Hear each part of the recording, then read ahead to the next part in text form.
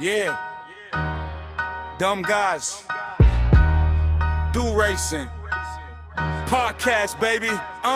Click on, lights up, lobby in the queue. Four friends talk trash like the pit's on view. Sean set the tone, got the room on lock. Jimbo, crack jokes, crowd pop at the shock. Coach Mike break it down, lap time in his notes. Todd Wild on the line, late break, big smoke. From Gran Turismo nights in a shakedown run to that sim rig life where the dumb guys run. Dumb guys do racing. We just slide and laugh from the couch to the track. We ain't holding back. Dumb guys do racing. Yeah. Hit the gas, hear the stories crash. It's the crew, it's the cash. You gon' run that back. Woo, baby! Welcome back to another brand new episode of the Dumb Guys Do Racing podcast. I'm here with the boys, Jimbo, Coach Mike, and Todd. Yo, Fellas. Maybe it's good afternoon. happy Monday. That's Good right. How's that morning commute? Not good. It's hot. Hot out west, the Pacific Northwest, where most people There don't we have go. AC. Oh, I don't know how I people do. it. I got two of them. I AC. got one in my room, and I got one in my you one in have my kitchen. Like fucking Yep. right. That's Wouldn't fucking hot. survive, man. Wouldn't survive. Yeah. Now the problem is we are recording live to us in a room with the no AC. Oh, a little, Oh no. a little toasty. It is getting warm. You turn everything on, and it gets a little warm. Yeah, I bet. So Neat. Well, we got a special guest with us today, boys. we do. Do Yeah, we do. Oh, return. we do. Special That's guest. right. Yep, he's It's all back. about inflection. Mustang Chuck is back. That's right. What's going on, Chuck? Oh, everything's going great. Where, like you said, we're recording this on Sunday. Got back. No, we're from, not. No, this it's is Monday Monday morning. Oh yeah, that's right. It's That's Monday right, morning. We're all going to be So, late for work. It's all good. Oh yeah, Well, that's right. So we're doing this at 4:00 in the morning. So this is in reference to the picture I sent on Discord. Oh, yeah. So I went to church this morning, and my baby niece was there, and she's 4 years old, and she's been taking an interest in cars. Ooh. So we're sitting there, and she looks at me and she says, "Uncle Chuck, I like your shirt. What kind of trains are those?" And I had to laugh. And I don't know if in post you guys could post that picture up so that people can know what we're talking about. It's a blip ship picture of a bunch of very old Porsche race cars. And aside I'll put from it in Ford, the you guys know general I'm also a Porsche guy. But I had to explain to her. I said, "Sweetie, those aren't trains. Those are very old race cars. I'll explain it to you when you're a little older one day, okay?" This is the same little girl who a while back I bought her the Sounds Cars Make, little thing that I don't know if you guys have seen that. Where instead of the cow goes. Yeah, it has like facts about different cars and recordings of different cars. And I also bought her That's awesome. the ABCs of future race car drivers, right? So they'll say like E is for engine or S is for shock. And for T, they have T is for turbo. Oh. Now, I think, I don't know if I mentioned before, the first wheel and pedal set I had was the Thrustmaster TGT2. And if any of you guys know anything about that, the power supply looks like a turbo, right? Oh, it does? So as I've been upgrading, yeah, it looks like a turbo. Cool. So I've been upgrading, and I didn't know what to do with it. And her father, my brother-in-law, has a little bit of interest in sim racing. He's a nurse, and being a dad and everything like that. It kind of other priorities, right? But I gave it to him to play around with. He occasionally plays Gran Turismo, and he sent me a video a few months back. And he says, "Chuck, I think that book is working." And it's my little baby niece. She says, "Daddy," pointing to the power supply, and she says, "I found a turbo." Love it. That is awesome. So like, yep, Started that's a young. turbo. That's right. Yep. That's so good. Yeah, start Hell yeah. them young. Oh yeah, Start them young. That's right. definitely. That's great. It's amazing. That is so much fun. Right. Oh, I love that. So, how's everybody's race weeks? Anybody do Oh, anything Mike's going to interesting? go right into Nothing racing. major. Fuck yeah. Right into racing. We I was have, going to ask we Chuck. have other stuff to cover for racing later too, so we. Yeah. Right. Well, I lots of was things going to going ask. on, so I was going to ask Chuck if he did manufacturers. yeah. I did one round of it, and then things just kind of got busy. Just a lot of life stuff been going on, and hadn't really felt like doing a whole lot of driving lately. Just you guys know how things go. Yeah. Well, burnt out? Say again.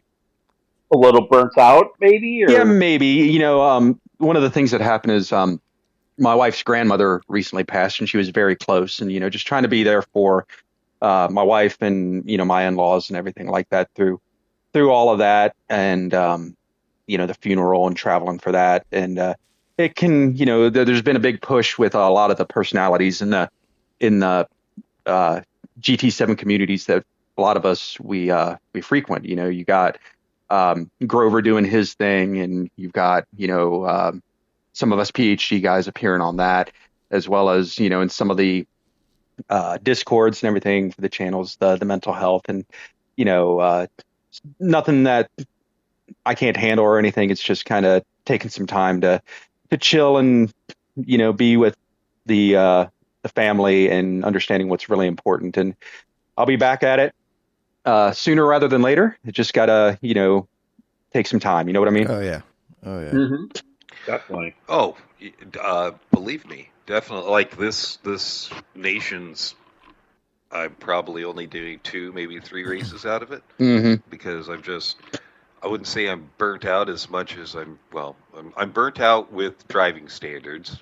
Both Todd and I can talk to that. With last night's race, but I'm driving standards are really shit, and it just starts to really get on your nerves. Yeah, I noticed that too in that first round of manufacturers. Actually, I think it was at I forget where was that. Was it Barcelona? No, I forget where it was at, but Catalan, no shit. Yeah, so I was talking about it in our Discord. Like we always say all the time, like the race is not won in turn 1, right? So I think I qualified lap 1. P2, and I'm tucked in behind P1, and we go into the first turn, and then all of a sudden I look over in I look up at my mirror and all that, and I see a bunch of guys on turn 1 just sending it up on the inside already, and I'm like, good Lord, guys, come on, like let's at least get the race started here before we do anything too crazy. And then I got spun ironically twice by the same Ford GT because I get passed by all these guys. I'm like, okay, it is what it is. I'm going to go into the pits and get some clean air and just run some time trial laps. Maybe I can make something up. So I get ready to go in, duck down into the pits at the end of lap 1, and this Ford GT spins me. I'm like, well, okay, make it into the pits and start working my way back up through the field. Run into the same Ford GT, and we're battling here and there. I unintentionally gave him a little bit of shot in that long sweeping right hander, and then but it didn't send him off. I checked up. I'm like, okay, I don't want to race that way. And then you go up that hill and you make that right. And then that very next left-hand turn, after that straight. Oh, yeah. So I came down and I made the pass there. And as I'm getting ready to get onto it in the keep going on, he gets me in the left rear quarter panel and sends me spinning off track. Now, in his credit, and I obviously anybody would be a little bit frustrated. Like, it's twice by the same driver, right? It's like, but watching the replay, in watching the replay though, because I was kind of like, I'm kind of fuming right now, but let me take a chill pill for a second, watch the replay. It looked like he did, intentionally slow down, intending to be like, hey, my bad, let me go, but I'm already off into the shadow zone. So, what else can he really do? You know what I mean? Mm-hmm. So, maybe that had a little bit to do with why I kind of checked up a little bit too. Just speaking of the driving standards thing, that's just kind of like, come on, man.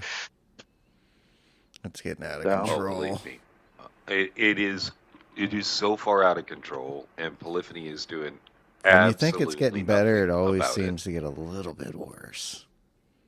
Yeah, we don't have that real life accountability. Right. Yeah. Exactly. There's not real money on the line. Not getting hurt. There's not real lives on the line. Yeah. And especially you see it in other forms of racing, but I think it's the stereotype that it happens much more in the dirt track world, where you shall we say, handle it amongst yourselves in the pits. And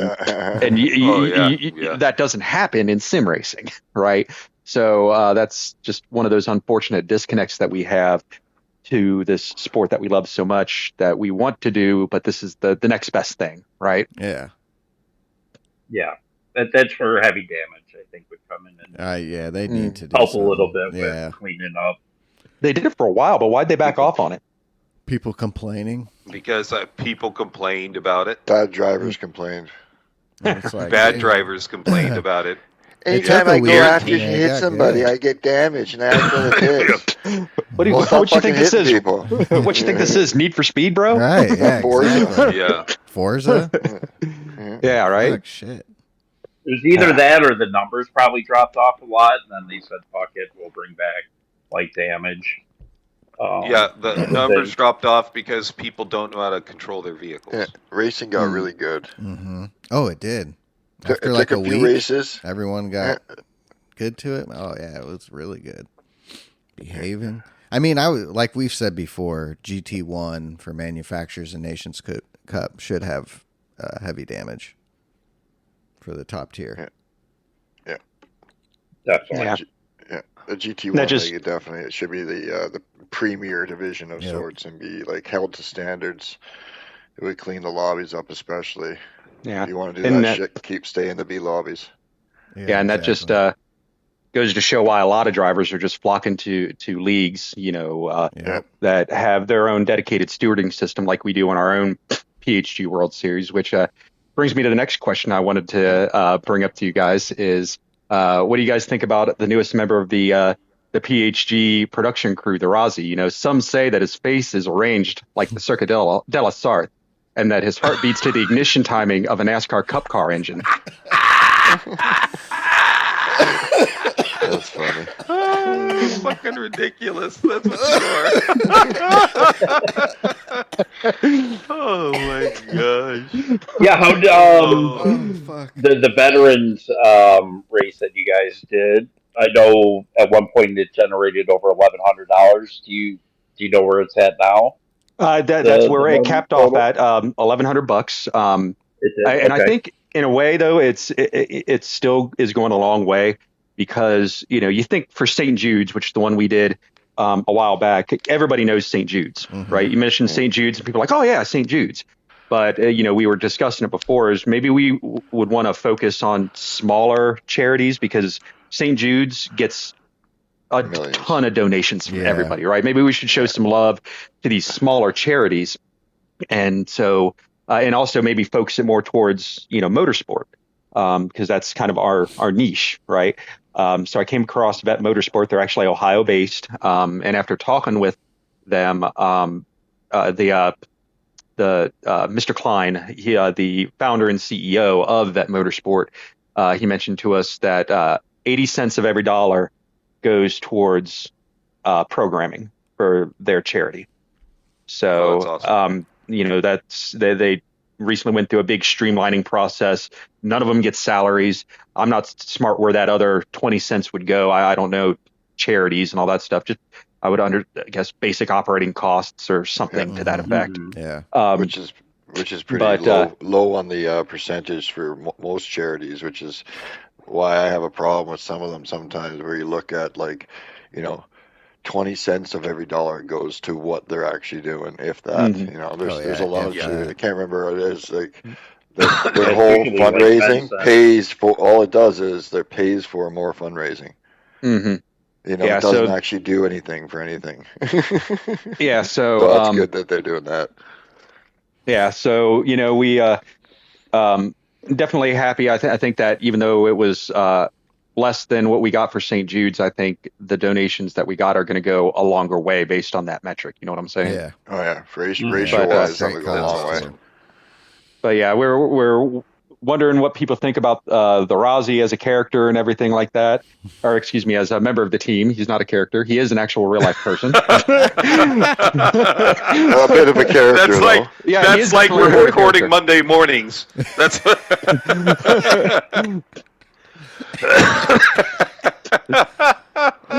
ridiculous. Oh, when is the next PHG event? We are doing, so it's weekly. So this upcoming week, I know, because I got to do some qualification commentary on, I think it's Wednesday evening. And then it's going to be this upcoming Friday and Saturday evening. Oh, no, excuse me. Friday evening, Saturday afternoon. So our own version of, weekend at the track. I always kind of thought of the Friday night races are kind of like, you go to a local dirt track, Saturday nights under the lights. In this case, it's Friday nights under the lights, which I don't know. Maybe that's something that'd be cool to push to Shaggy for something, a sort of under the lights kind of race. Right. Where were you guys going to be at? I'm not sure for this next one. Let me see if I can pull it up here. Got to pull up our Google Drive. Actually, no. Going to be a second here. I got to scroll through some stuff. What kind of prep do you do? Do you do any laps yourself and just kind of see how the car reacts? No, I personally don't. I don't do the PHG World Series. I want to. But based on my schedule with 12-hour shifts and rotating off days, based on where I would place in a split, because we do splits 1 and 3 on Friday night and splits 2 and 4 on Saturday. And if I'm working on a weekend, I could, in theory, do a Friday night race if I qualify and split between split 1 and 3. But I'm at work for the Saturday afternoon races. Mm-hmm. You know what I'm saying? So that's why I just do the best I can up in the booth and help commentate and come up with things. And then I should have been a little more specific, but with your commentating, do you still do a couple laps just so you know how the car reacts and what the drivers are going through? I personally and that to the viewers. No, I personally don't. I think that's what the intention of the Rossi is to provide that for the viewers in real time. They can watch what a lap looks like, and we can commentate on how you need to navigate certain turns and things you need to be careful about. So that is the intention of the Rossi and his laps. Yeah. Oh, okay. That makes sense.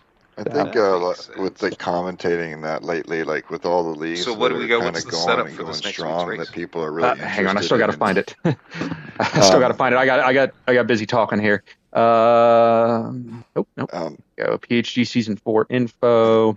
The commentating, everybody, it's very interactive. The fact that most of the people they're all drivers as well, so they can. You can see the laps. You can inhabit the introspective, this is what they're doing here.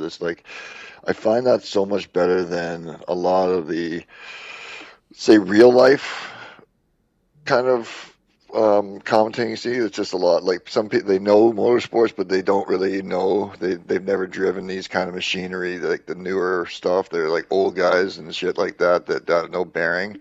And then the only time that they ever have anything good is when they bring some just recently retired racer in it. Kind of thing. So I just found it here. So we just did Road Atlanta. So the next one is going to be Mount Panorama. It's once again multi-class. GT1 and GT3 Mazda versus Nissan. Ooh. So is that specific? So you have the what cars do it if it's that specific for both classes? So it's any Group 1 or Group 3 cars that are either Mazda or Nissan. Okay. So the 787B. Mm-hmm. Are there any other Mazda Group 1 cars? I think there's a concept. There's the Vision. I think there's. There's the Vision. Well, that isn't that. That's a Group 3 though. I was talking about Group 1. No, in Group 1. Yeah, there's a Group 1 Vision. Yeah. Oh, is there? Okay. Yeah. That's crazy looking.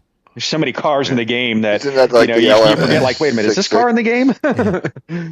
Isn't that like the LM66 or something like that, or something like that? Oh Like that? Yeah, I think so. yeah. I think you're right, Mike. Like it's got a road car version, Air Fingers quote, and a race car version. I think so. I've driven that one a couple times. I think I Little bit of remember a reading it hybrid that system. Yeah. yeah, I think I remember reading the interesting thing about that car. Is in theory the driver sits in the car like it's a motorcycle. Laid down. Yeah. Yeah. I think Yeah, it's in a really weird low position. center. Mm-hmm. So yeah, it's a really interesting bit of it's like how do you wrap your brain around it? I know the car doesn't exist in real life, but just trying to wrap your brain around how that would look is kind of interesting. Yeah. Well, that's the McLaren LM55. That's what it is. Yeah, there you go. The McLaren Vision is you're supposed to be laying down on your stomach in that car. Oh, maybe I misspoke then. It could be both. the exact same thing. Yeah, it could be for both. But I know the McLaren Vision you're supposed to be laying down, which seems really uncomfortable. Oh yeah, that'd be weird. Laying on your stomach for that long. Yeah. Well, I'd assume it's the same way with any sport bike riders. Between cruisers and sport bikes, cruisers you're just kind of laying back and cruising versus sport bikes. It's not necessarily meant for comfort. It's meant for speed. Just like with sportier cars tend not to be the most comfortable, but that's not what they're for. You don't buy a Lincoln really to go fast, right? So. Just like with my about you. That's why I bought my Lincoln. I drive a Lincoln because I like it. Remember the Matthew McConaughey commercials? I drive a Lincoln because I like it. But no, it's just like with my Mustang. I had it lowered really. I have it lowered really, really low. My dad would always say, "Man, why don't you just raise it up a little bit?" And I'm like, "No." And I told him what I always told the guys at the speed shop that did all the work on it. It says, I want the thing to be streetable, not necessarily street comfortable. Right. Yeah. Like I'm not driving this thing for comfort. I'm driving it to make some noise and, to, stand out a little bit. Yeah. Have fun. Yeah, technically my Mustang would be illegal in California now. Yeah. Oh yeah. With all this Any car in California. Yeah, I was reading how if you they do were any modifications to a car in California anymore, it's illegal. Oh, that's a new exhaust? Oh, well, you can't have aftermarket exhausts on your vehicles. Yeah. Well, did you hear they impounded like 80 cars in LA? What is it, that river bank thing? Terminator and all that shit. It's run through the city. They were doing a photo shoot there, and the police fucking blocked them all in, said you're all trespassing, and impounded everybody's car and shit like that. They were just doing a photo shoot there. Jeez, and part of that is the. I think a lot of it too is the street takeover crowd. Also, not necessarily that being them, but yeah, and it's just like. It makes us all look bad. Mm-hmm. I got called in. I got offered a bit of overtime a few months back because a local indoor-outdoor mall up here, they got some intel that there might be some kind of street takeover event or some kind of takeover event. And, I told the lieutenant who was setting it up, I said, this is kind of personal to me because I'm a car guy, and those takeover types, they make me look bad, because I just want to cruise in with my Focus ST and hang out with a bunch of car guys and talk cars and racing and look at some cool stuff, man. I'm not looking to ruin anybody's night or block around traffic and all that. It's just they're a stain on the car community is what takeover types are. Yeah, definitely. So and then that's kind of what they thought it was, but they're saying the average cost is going to be $3,000 to get your car out of impound. Yeah, God damn, that's a chunk of change. That is. Yeah. I think they're putting a minimum hold on the car. Oh, well, yeah. So they're saying I would guess that they went to a city yard too. Well, and talking about California too, didn't I just read in the news that they're trying to really crack down on like low tread wear tires? And how's that going to affect people like in the autocross community or in road racing community or something like that in California? Have you guys heard about this? I haven't. No. It's something I saw when I was scrolling. I don't know if anybody can independently verify, but something I saw is some new legislation that was proposed, or I don't know if it was put into play, that California is going to crack down on low treadwear tires, which is something enthusiasts like us Low profile. would want. Yeah. Enthusiasts like us, not low profile, but low treadwear, stickier tires that don't last as long. Like the Michelin Cup 2s. Yeah. And Michelin Cup 2s or Pirelli fucking. That directly influences or, has an effect on, enthusiasts like us, the autocrossers and the road and people who have, are in like road car classes on circuits. It's like, it's getting crazy out there, man. It is. They're going to do again, California is a shithole. California is such a shit show right now. It's not even funny. Dude, they're just funny. Some cop pulled a kid over. He had a launcher end, stock car, but it's got the pop verbal exhaust on it, and throwed him up for a ticket. He's like, "Your exhaust is illegal." He's like, "It's from the factory." Oh well, the factory. The salesman should have told you, blah blah. This cop is just fucking cops, just total bullshit, talking out of his fucking ass and shit. Guys, like it's a stock exhaust. Well, the dealership knew this and take it up with them. But yeah, it's going to be if it's being sold in California by a dealership brand new, it can't be illegal. Yeah, exactly. Agreed. Yeah, no, agreed. Yeah. If you flip it into the sport exhaust mode, you get the pops and bangs and shit like that. It has quiet mode or whatever.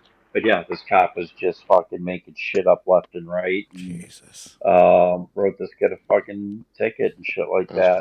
And again, if you have an intake on your car, if it's lowered a little bit, they'll measure the wheel. If your car's too low, and the bumper for pedestrians, that's a ticket.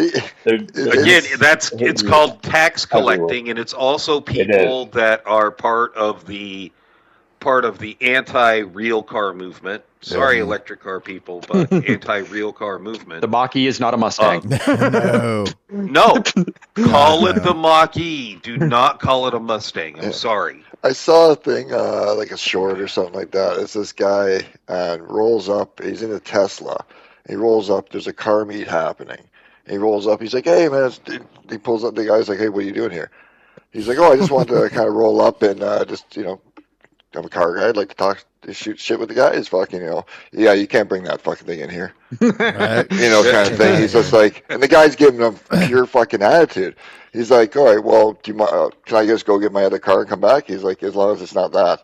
He's just giving him fucking total attitude for the Tesla, right? And it's just not just being a car guy, but all he saw was Tesla.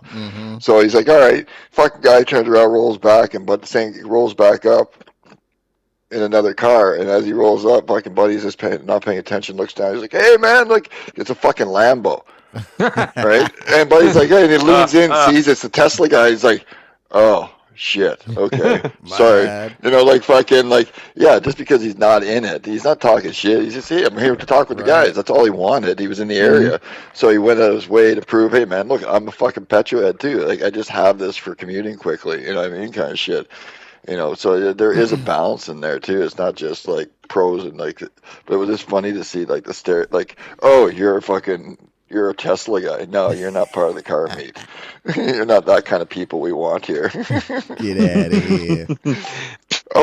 And then his garage, it shows in the clip too. He's got like a Lambo, a McLaren, fucking a whole bunch of other fucking cars in the fucking garage. That's wild.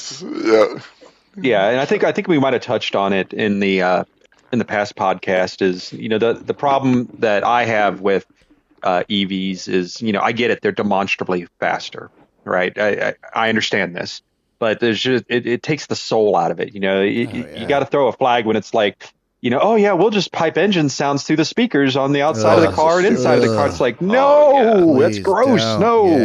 Yeah. Leave that up to a failed company, right? Stellantis, and how that manual transmissions are becoming more and more rare. And, Yeah. It's just really sad. I still have to teach my wife how to drive a stick. She wants to learn. We just got to find the time. There's a little parking lot close to our house. I pointed it out to her on the way home from church today. I was like, that's where I'm going to take you, I think, to teach you how to drive a stick.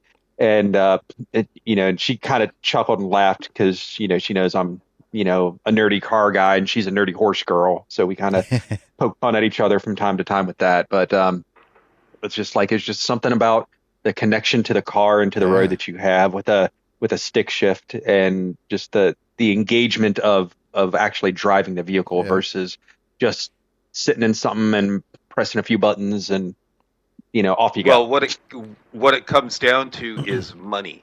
They can charge more for whatever. So it used to be in the older days, you got charged more for an automatic transmission. That was super. I think I remember those days. Yeah, because that was a convenience. An automatic was a convenience. Convenience. Now that's standard equipment. Yeah. Automatic is standard equipment, so now they can charge more. If the cars decide to have one, they can do an upcharge for a manual. Oh, you want a manual transmission? Oh, that's extra. That's like, even though it's that's so like my car. Efficient. My car, there were only 5,000 manual transmissions in the United States, And what is your car? I have a Scion XB. Oh, okay. Only 5,000. So when my transmission shit itself, because apparently there's a locking pin on the very top of the transmission, if it breaks, it drops everything down in the transmission and just grinds it all up, including your transmission. Yeah. But you don't know until it actually happens. So it was... I could buy, if I wanted an automatic transmission, it was something crazy like $500 for a used transmission. For a used 150,000 mile manual transmission, it was $1,000. God damn. It's twice as much. Yeah, talking about the price of automatic transmissions. So this happened a few months back. My wife works evening shift. She's got a 2015 Ford Focus SE, and she called me, texted me or something like that, and it's like, my transmission's starting to slip. And I was like, I'll check it in the morning before you go to work, driving around the block. Maybe it was just a glitch or a hiccup or something like that. I'll check it out in the morning, right? So I driving around our neighborhood, step on it a little bit and try to get it to do what it's going to do. And backtrack a little bit. She commutes about 45 minutes every day to work, right? She got to get on the highway and all that stuff. So I get it back to the house. I'm like, it ran fine for me. I mean, maybe it was just some kind of a glitch or a hiccup. I don't know. Well, she gets to work and she texts me and she says, it's slipping more and more. So I go and get my mom and dad's truck, drive up there and give her the keys to the truck and take her car back home. And, actually, I was going to take her car to our local Ford dealer. So right before I get off the highway, I get the dreaded wrench icon on the screen and, on the panel. And it's slipping. So I'm like, this is not good. So get it to the local Ford dealer, and they get back with us, and the transmission for her car, which historically had transmission issues, $8,000. What? Oh yeah. Which is worth more than the car. Well, and the way we were thinking about it is, the car's paid off, right? It's better than a new car payment to just go ahead and pay for the new transmission. And the plus side is, because this is the same dealership I bought my Mustang from and my Focus from. They have it where, like, look, if you get it serviced here, we have a lifetime powertrain warranty. So engine, transmission, whatever. So if and when that transmission goes bad again, covered. Lifetime warranty. Good. Okay. Yep, there you go. So it's kind of worth it right there. Yeah, so it's like, she wants to save up to get a truck anyway to haul her horse stuff around, and maybe one day I can bum it from her to get a dirt track car and tow that around. There you go. What you need to do is you need to buy an old Ford Power Stroke, like first gen Power Stroke, 6.2, right? No, 7.3 liter, Mhm. the old international the engine. Godzilla. I'm not Get that smart one. on trucks. Are they known for being very Bulletproof. Dude, reliable? so Bulletproof. the first generation Yeah. Power Stroke The internationals. is probably the best diesel engine Yeah. in a pickup truck that you can ever get. Reliable, powerful. Not, I had the very first gen when it was the non-turbocharged. Mhm. Had no guts, but I could pull anything, and it got like 22 miles to the gallon, and that's in a 3/4 ton truck with a giant canopy on the back. Mm-hmm. So Like, it's great basically truck. the Crown Vic of pickup trucks. Yeah,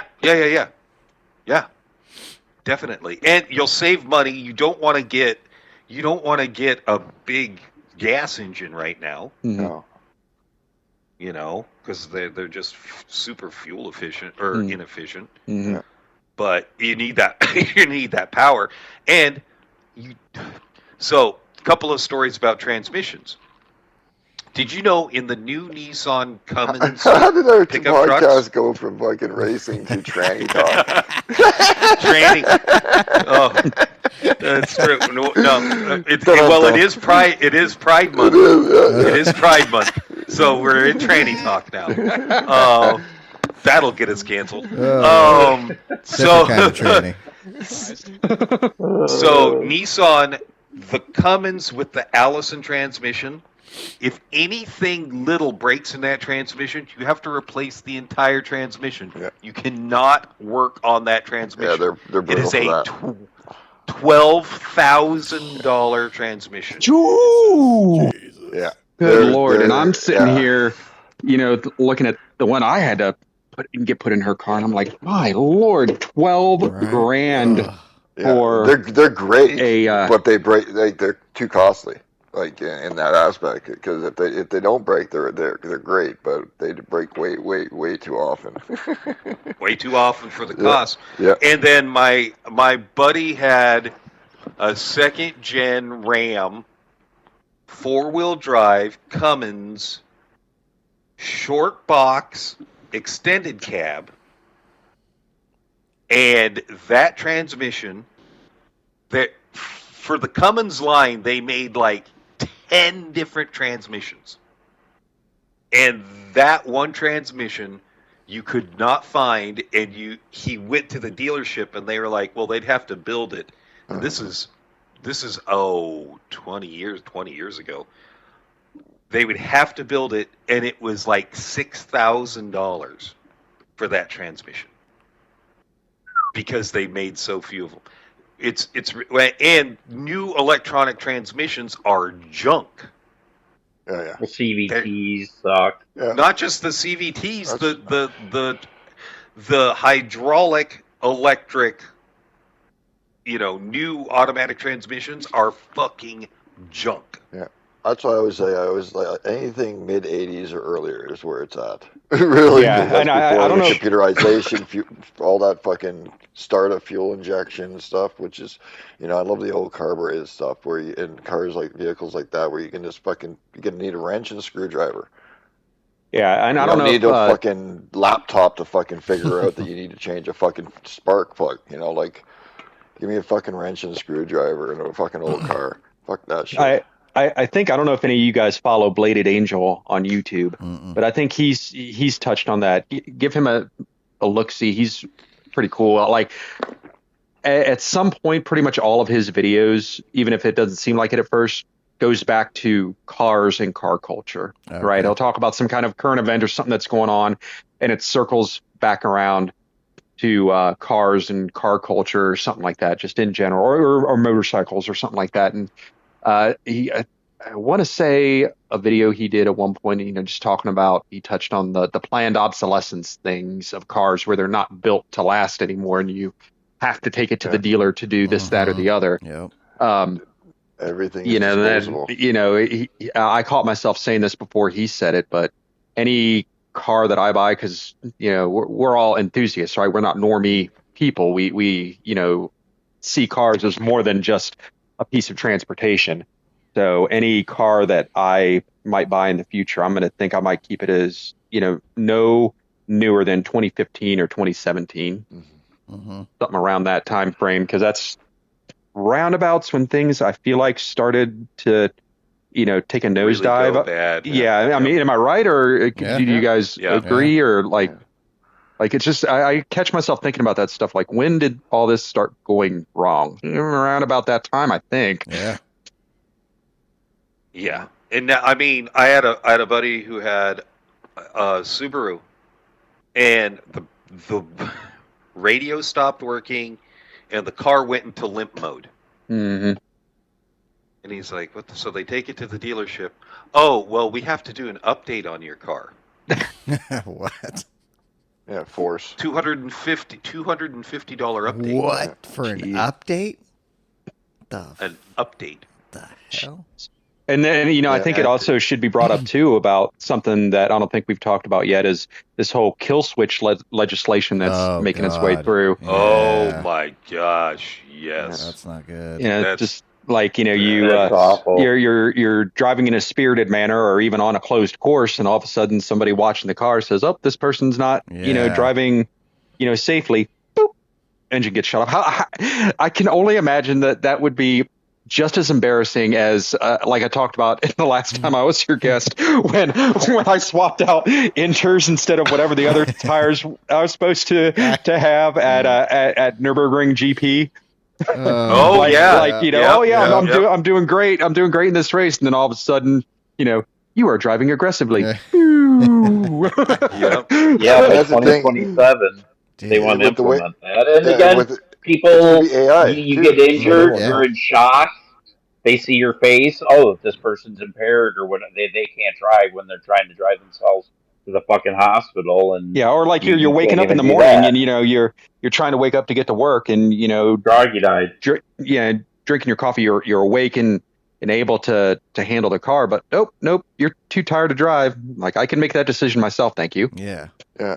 Well, and that goes also to dealers now. They're going to want to nickel and dime you. Your car has heated and fucking cooled seats. Well, that's going to be a monthly feature. BMW looking at you, BMW. Yeah, that's insane. And then there's a monthly subscription. Yeah, they're doing it. Yeah, it's a monthly subscription if you want your cooled seats to work. My Mustang had heated seats from the factory, or has heated seats from the factory. So it's just like, hey, it's an option you paid for. Right. Dude, there's got to be an option. But now they want to subcharge you. Gotta be a way around it. That's insane. Well, it's a different. Your car has slightly self-driving different capability. Tesla self-driving is like $75 or $80 a month. It's expensive. Or Canada. $10,000, where you pay $10,000 up front for it. And you see all the news stories of driving these off the road, self-driving cars, going rogue and taking people somewhere. Like, I remember a while back, when I got my Focus, I had a 2008 Ford Fusion SEL. Got totaled in an accident that wasn't my fault. But in the process of finding my Focus, my brother-in-law works for Enterprise, right?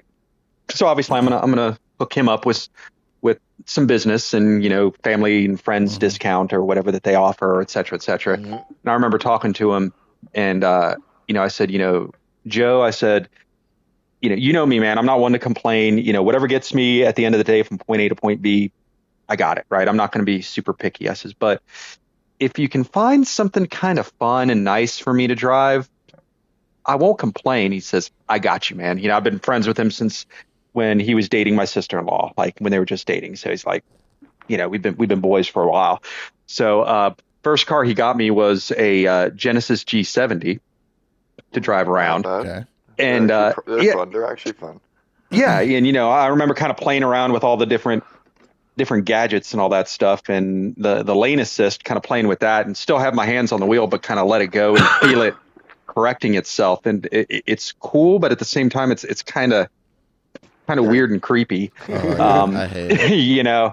And so especially if you're a driver, yeah, right. So got done time for me to turn that in, and I didn't have another car yet, so I had to get a different rental from him. I said, it's only like 2 or 3 more days until I could get the Focus ST, but I I said to him, I like the car and I appreciate it. It's a nice ride, right?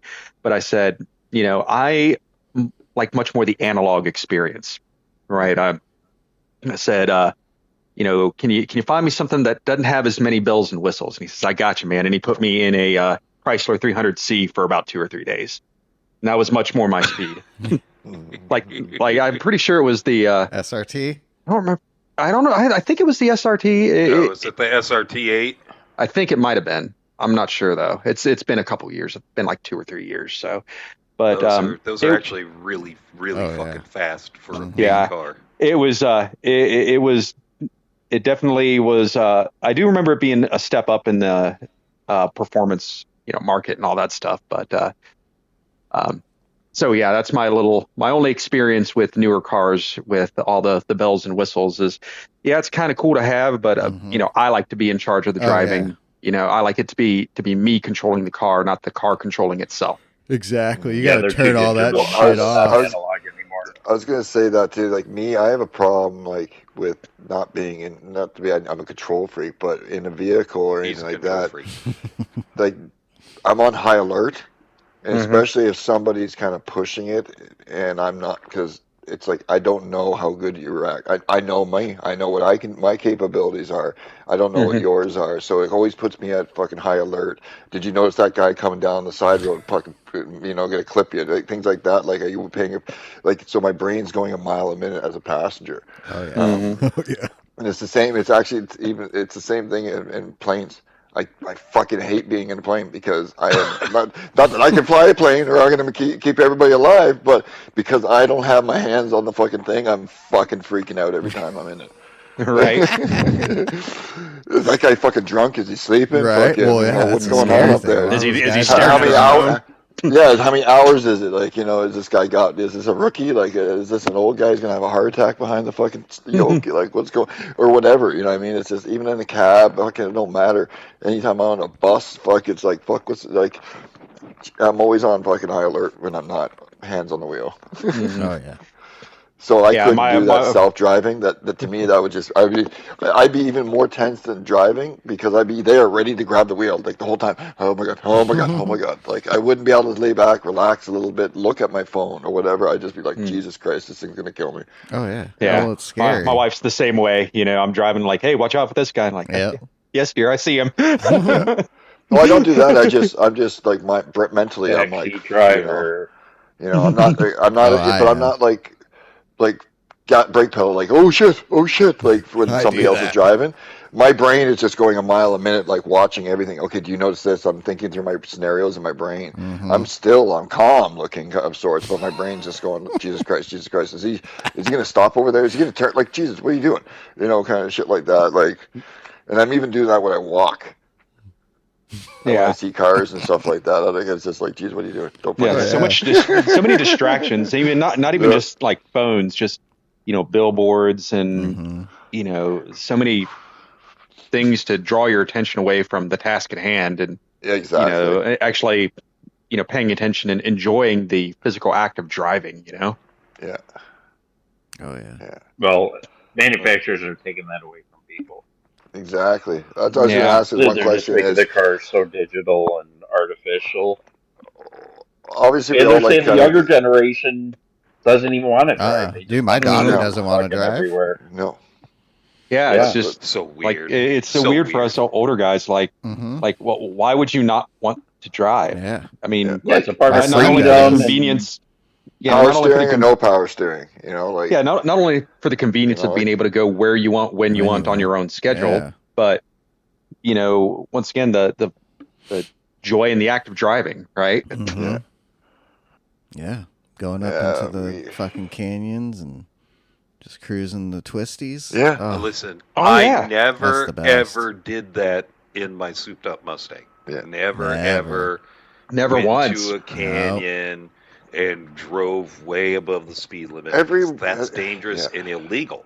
Oh yeah. No, none of us ever have done that ever. No. We've got these cars designed for that, but we would never do such a thing. Not everybody's once. got an area I have like never that, gone somewhere into the American River Canyon between Coloma and Auburn and drove as fast as I could up and down that road. Never done that because it would be illegal. While blasting Eurobeat from Initial D. My Mustang didn't have a radio. It was playing in your head. Or no, it would have been playing in your head if you did that. It didn't have an interior. Like my Mustang had 2 seats. That shit was gutted. Yeah. I will not say that I scared the shit out of myself a couple of times doing that. I would never say that because that would be irresponsible to be doing it in the first place. Yeah, for track nights only. Yep, track nights only. Absolutely. God, those absolutely. Are the best, too. I'm just right now just sitting here envisioning like being a kid and driving from where I kind of teenage years grew up from Barrie to this place Shroud, just outside of town. It was like a 10-15 minute drive, cutting down the side roads in my buddy's fucking 84 Camaro and just ripping it there in like 3 minutes. And just like dirt road sideways, fucking going around bends, just the Duke boys. Oh yeah, that's one of the things I would love to learn to do one day is learn to drift. I remember talking some. It's too much for my brain to take on. Drifting is crazy cool. I love it, but it's just like dirt roading. Just getting that little slide on and stuff, very controllable. If you take so much fun. Yeah, it's easy to slide it around, like drift it around, but it's easy to keep it under control as long as you're not an absolute fucking moron. Yeah, kind of thing. And it just smoke, fucking dirt flying off the back. It's just like If you find yourself turning right. Or if you find yourself turning enough right, you'll be going left. Or however they said, Yeah. I will not say that in my 1979 Ford Fairmont Futura, that's the sport model of the Fairmont line, 2-door sport coupe with 95 horsepower. I will not say that I have lost at least 3 hubcaps on dirt roads. Driving down the road, going sideways, then you come out and you're going down a straightaway, and all of a sudden there's a hubcap flying past you. What were you trying to be like the Charger from the movie Bullet? I don't know if anybody knows that reference. Oh yeah. How many hubcaps? I don't remember, like 6 or 8 or something. More hubcaps than can fit on a car. 50 times stacked. Yeah. Oh man. Oh, the good old days. Good old days. So, can you believe we're not gonna spoil this for anybody on the podcast right now? Can you believe Kimi Antonelli at Catalunya? I'm just going to leave it at that. Yeah.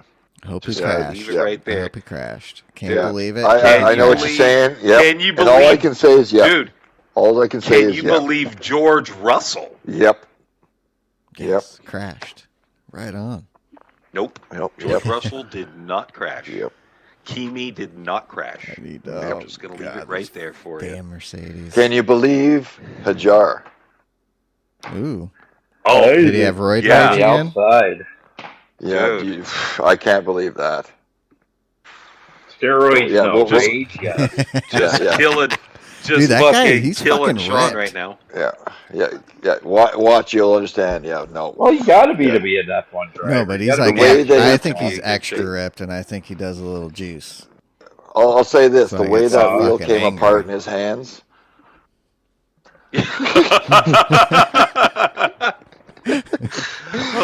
I'll admit, I didn't. I've always said I'm not much of an F1 guy. The only thing I know about Catalunya is, do any of you guys watch Speed with Harvick and Buxton? No. I haven't listened to it yet. Yeah, it's something they do. Like they've got the old Speed Channel logo that they do, and every week they put some. Well, not necessarily bring back Speed Channel, but it's basically sport. Yeah, I do too. It's basically Sports Center, but just for racing. Okay. Right. So they talk about cover anything everything. MotoGP, NASCAR, Formula One, IndyCar. They just talk about things. And the only thing I know about the Formula One race was the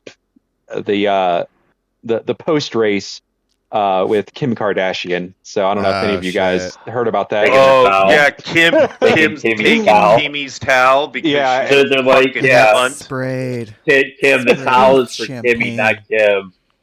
Oh, dude, no, that was really funny. She got doused in champagne. That's the first time she's got a facial. And Harvick and Buxton were both just kind of like maybe she honestly just didn't know. Facials. Right. Like, well, and I guess Harvick and Buxton were both saying, maybe she honestly didn't know, but it's kind of just normies like us and them. It's like she's completely unaware. That's the problem. Is she is so up her own ass. She is unaware of anything going on in anybody else's world. Yeah. It's all about her. That's basically what they were saying. Lewis out, though. Whatever she's doing to Lewis is helping. He's driving like a excuse me, maniac. guys. I'll be draining them. She's draining them. Walk away for a second. I have to have a Kimmy myself.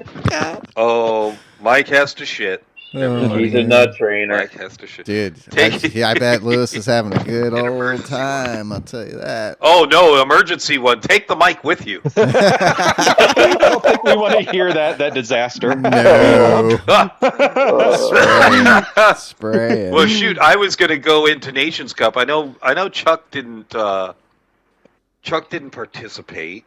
Sean, did you end up participating? I didn't end up. I was going to hop on at like 9:40, but then I ate some ice cream, watching some TV with the fam, and I was like, eh. And then before that, we were making dinner, and I had Todd on, and then we heard, motherfucker, God. And my wife was, what the fuck was that? I'm like, oh, that's just Todd.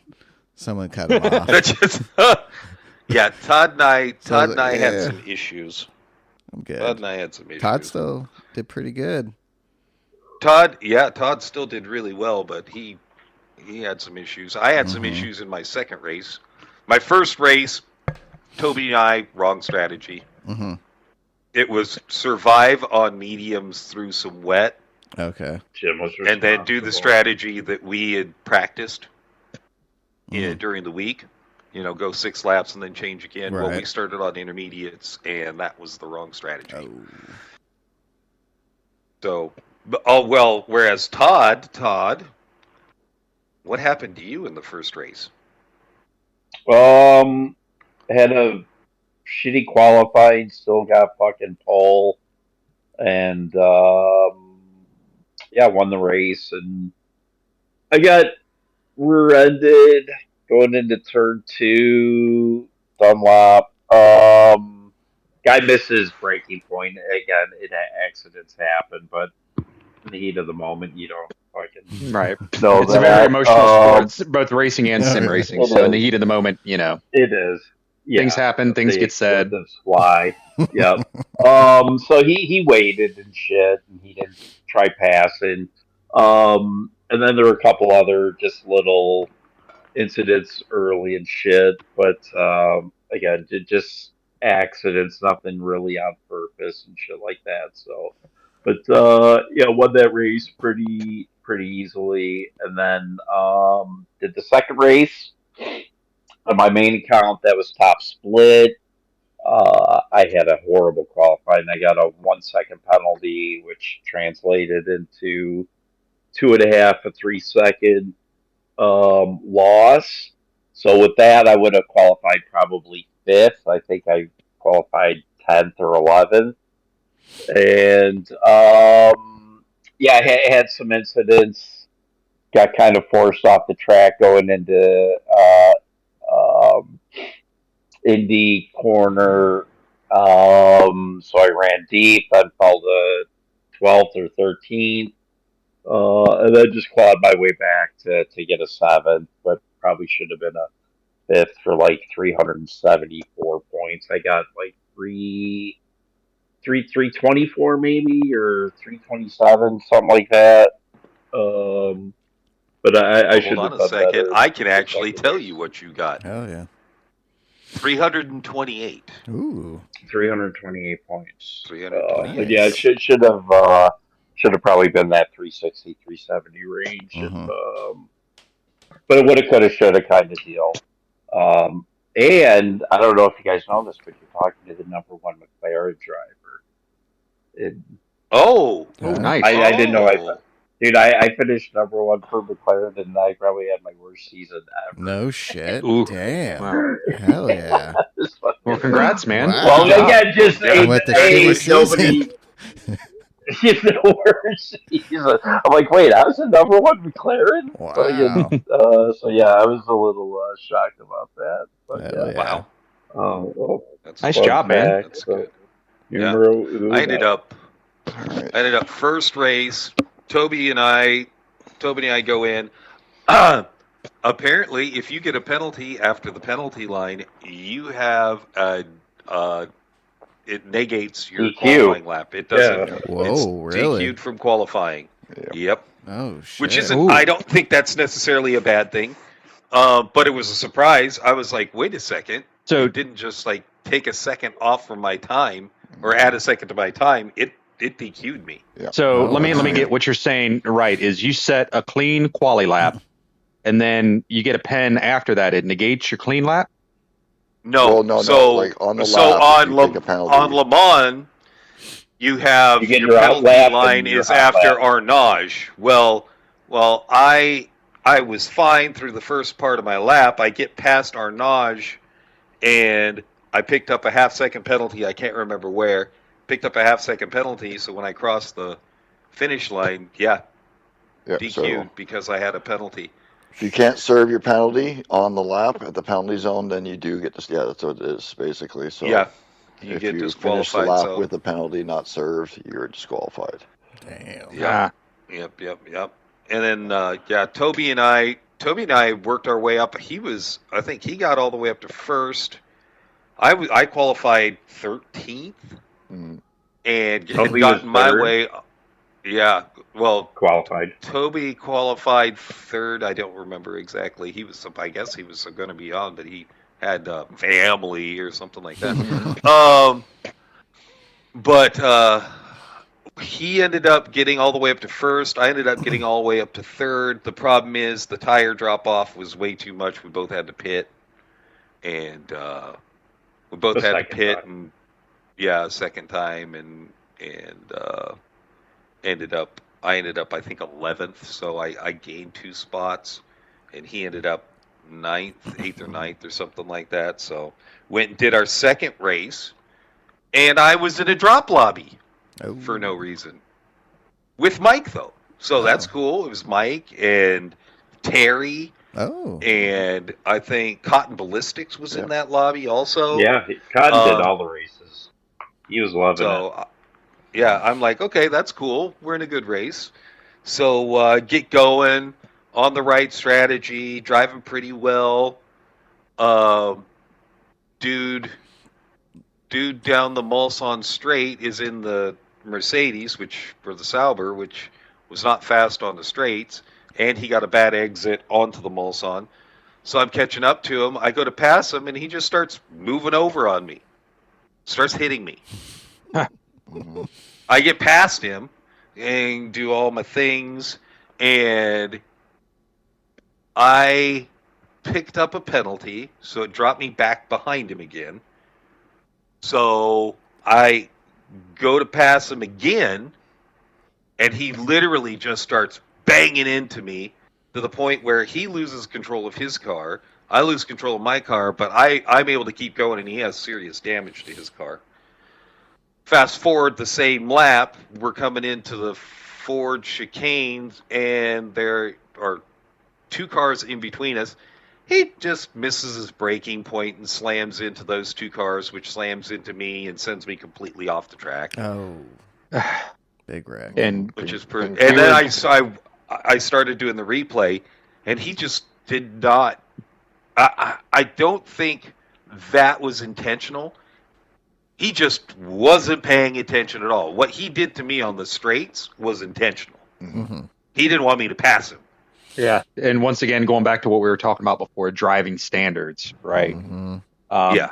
It's just, it made me remember a while back. This was back during a Toyota Cup, and I think we were doing like the old Initial D 8.6 race versus something else, and this was totally accidental on my part, and I tried to make it very obvious with we as humans have body language, so I guess maybe if you're on the track, it could be called like car language, right? On where you're setting your car up. But I figured I'd start and I'd jump down to the inside to protect the inside line going into turn one.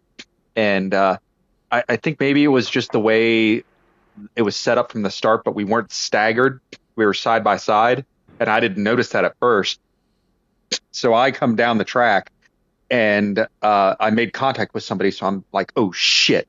And he starts pushing me back across the track, and I'm like, okay, dude, okay, look, my bad.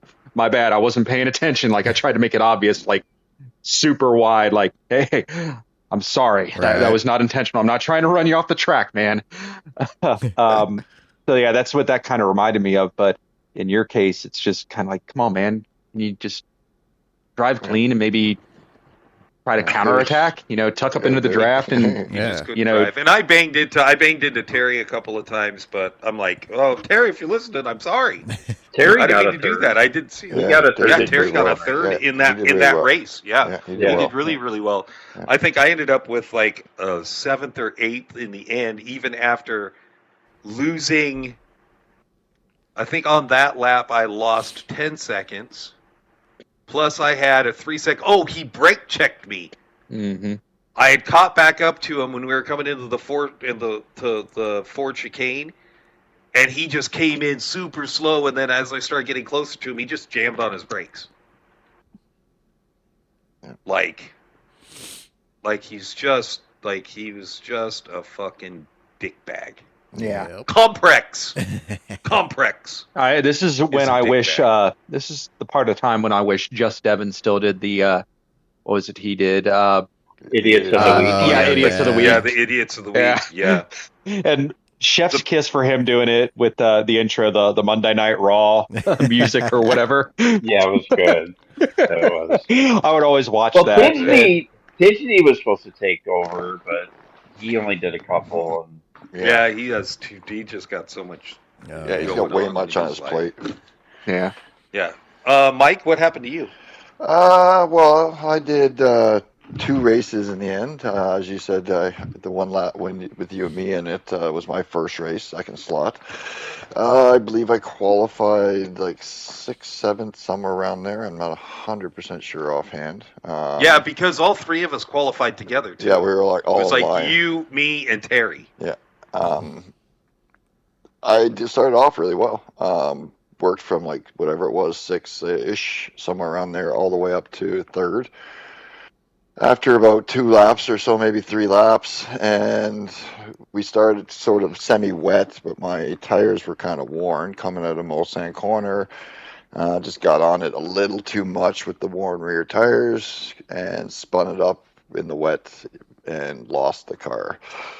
Couldn't get out of my own way at that point and finished 10th. Which whatever, it wasn't terrible in the end, but I just had no pace. And then second race, the last slot I did, qualifying, got a small half-second penalty during the thing, served it, and I was still on a fairly decent pace. And then going through the Porsche S's, a guy in front of me fucked up a couple times and then just brake checked me in the middle of the Porsche S's for no reason. And I just slammed in the back of him, got a fucking penalty for hitting a car, and it disqualified me. So I ended up starting at the back. And with Todd in my ear, helping me keep calm and engineering, helping me know everything was going on, and that worked my way all the way through and finished 2nd place. And yeah, we had a huge. If it wasn't for traffic, yeah, well, there you go. You got on the podium at Le Mans, man. That's an accomplishment in and of its own right. Started last, finished 2nd. It was a great overall race, good pace. It was putting purples all the way through, really. It just kept it smooth, really. I don't think I really even got a penalty or nothing. Just really good smooth Mike has laps. been racing fast. Yeah. Mike has been very, very fast. Cotton Ballistics won the race. He won by 23 or 24 seconds, which was basically the difference. Oh, I did get a penalty because of the first lap fucking bullshit. A bunch of guys got together and a guy cut around in front of me under braking, and I clipped the back of his car because of it, and I got a 1-second penalty for it. And then battled through the traffic, got all the way up, and got the second place. And we were 50. I was 56 seconds ahead of third. Oh wow! Like the Cotton and I both just blitzed the field. We just fucking destroyed everybody. There was people at the end that were still running. Like half the field was still running. By the time the lobby ended, we were way ahead. What lobby did you have? Which rain lobby did you have? We had it was half and half. And I with Coach Todd got me to go to end of 8, which was a smart thing. Gave me lots of because I was still ripping the intermediates even with the wear. He was in purple still. Yeah, and so I basically went to they couldn't hold any pace anymore right at the end of the lap, which was perfect into the pits, and then was it 4 laps or whatever it was on the mediums just blitzing, and I didn't even have to at that point because when I pitted, I was 56 seconds ahead. I was next closest guy, so we were basically just good, strong pace, no real mistakes, and everybody else just suffered in the rain, and we didn't. Me and Cotton, and fucking, good race by both of us. It was a good start to the season. Good job. Yeah, nice job, man. Like I said, it's always great to be on the podium. That's right. At Le Mans. Well, it's funny because I started last, finished second, and last manufacturers, the last race was Nürburgring. I put it on pole. Lost it on the first lap at YouTube corner, went to the end of the fucking pack, and then I still came back and won that race. So YouTube corner is a thing. Yeah. YouTube corner. Everybody, everybody films their YouTube videos. Yeah, the majority of the YouTube videos. Yeah. Today I learned one corner. Yeah. Yeah. So, but yeah, I've been like Jim said. I feel like I've been doing good. The last 5 races now, I have 4 podium, 2 wins, 2 seconds, and only 1/10 in the last 5 races of GT World Series. Mike has been killing it. Yeah. Very impressed by. I knew once he upgraded his kit, he would be even better. Yeah, it's making a huge difference. It's been a huge difference. I'll say that. So. Nice job. Yeah, it's made a massive difference for Mike. So if anybody's out there listening, you're cool. People say the wheel's a wheel of sorts. It doesn't matter, and people like Logitech's great. They're great entry level things. But if you can upgrade, Yep. Oh yeah. Upgrade. Direct drive is where it's at. It's a world of difference. It'll improve your driving. Insert Aladdin a whole new world sequence here. Yeah.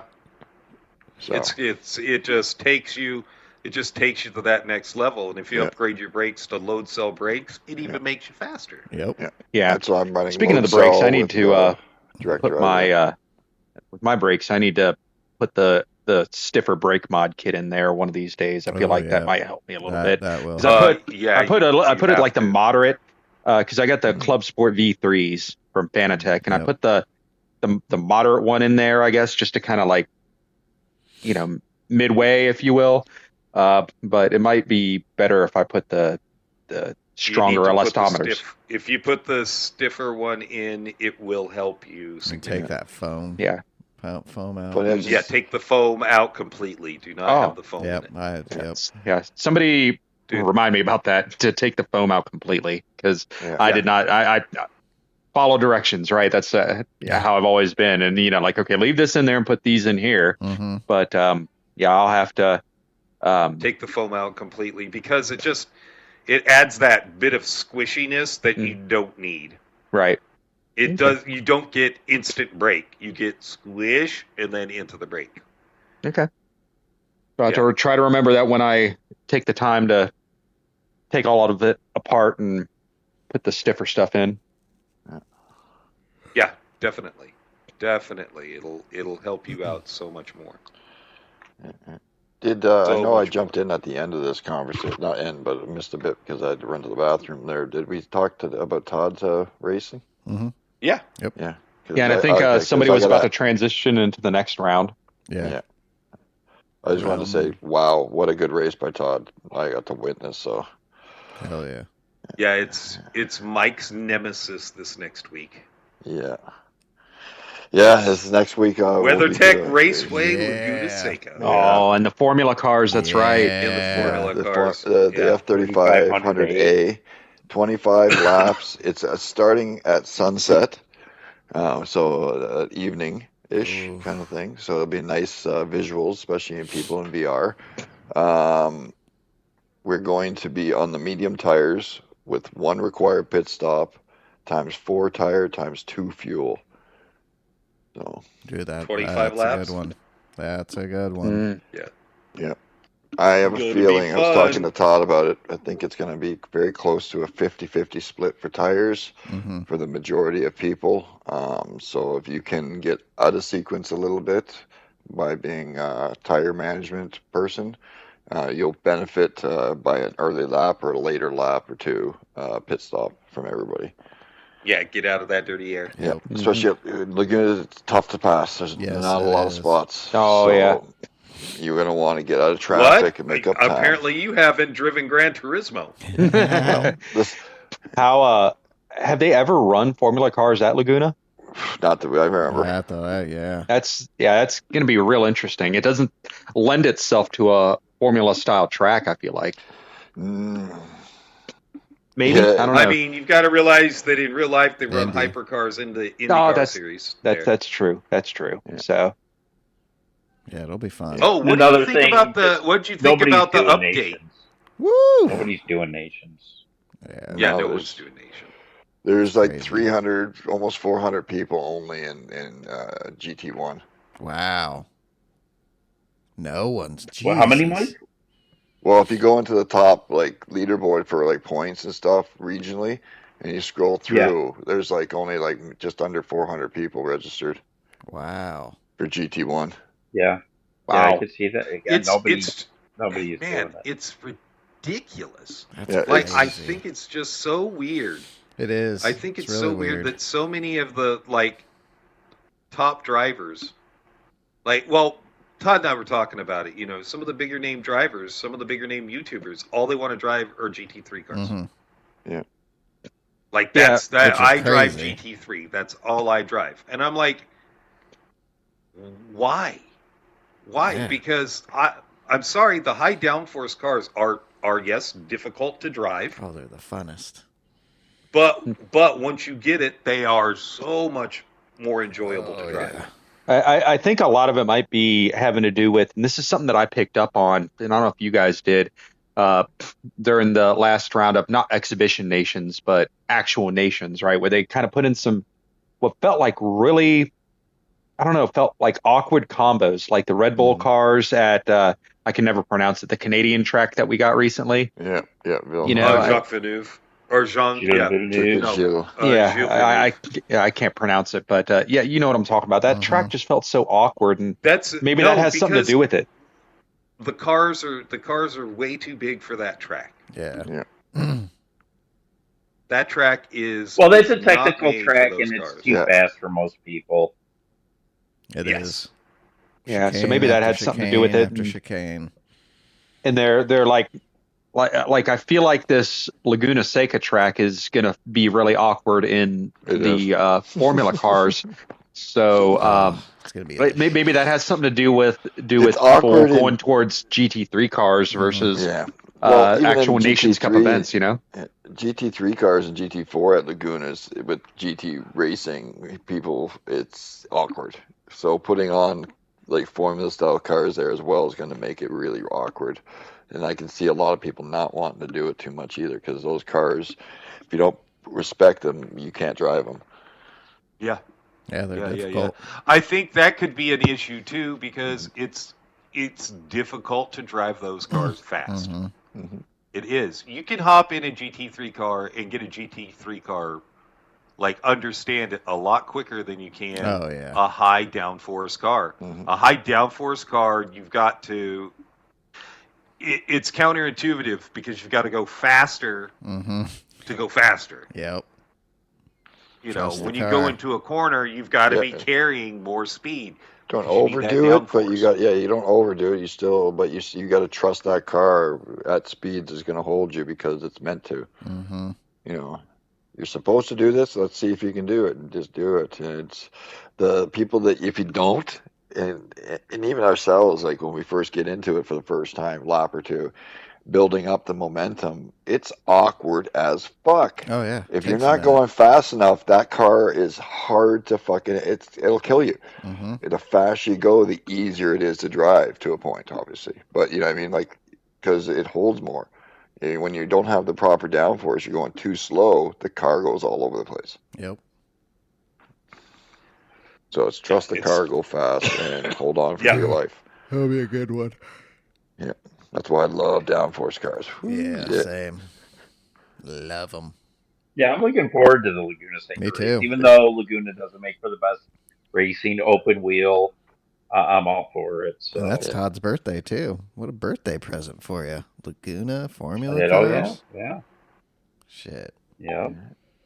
Todd 55. Pretty 53. good birthday day for you. Right. Yeah, that's it. When I heard somebody say that, it's like, yeah, I'm only about 20. I'm only 22, and I prestige level 3. But I'm only 22. Yeah. Right. That's so funny. Yeah. That It's is like so my funny. grandmother used to say, growing my whole life. Honestly, my whole life, I never knew how old my grandmother was because anybody ever asked, she goes, "Yeah, I'm 39 holding." She was like 80 years old, And holding. Yeah, That's great. so funny. Oh, that's awesome. That is so funny. yeah. Like I literally didn't know until she died, and it was like, yeah, she was 83. Woo! It's like, holy fuck! Oh, you're 39. Yeah, it was like, yeah. Oh man. Oh, man. Yeah. Well, And with that that- update. Yep. Well, that update. Yeah, the update. Ooh, yeah. Yeah. Thank Oh, you. yeah. Thank Zero. you. Thank you. We've been talking about it forever. Long Man, overdue. Finally here. God, I love them. I love Yeah. them. Except Yes. no Cadillac. Yeah, Except no no Cadillac. Cadillac. Yeah. Hopefully we'll Okay. get more. Hopefully we'll get more. Yeah, Hopefully we'll get the new Toyota, I think the Cadillac. I was gonna say that. I think we are, and I don't want to say anything because anybody hasn't finished watching it. After you watch the Le Mans finish, the car that brings it home, I think, is going to be introduced very soon. Yeah, I do too. The Genesis? Yeah. Dude, that thing's pretty Because The Group 3 car? That'd be awesome. Yeah, both possibly. But for the Mon, the like LMP1 category, when you see it, you'll understand why. Well, Mainly because of- hopefully we get mainly- the Aston Martin one. Yeah, Yeah. we'll talk about that after everybody's seen it, like Valkyrie. tomorrow or something like that. But yeah, anybody out there, if you've watched it or haven't, when you watch it, and you'll know what I'm talking about. Yeah, I think really this wish is a they. start. I really wish they would have put the GTD Mustang and the Mustang Group 3 car in there. And I'm also very excited for hopefully eventually, next year when Ford comes out with their hypercar. Yeah. They're kind of hinting and winking at it like being a very much an homage to the old GT40. Mm-hmm.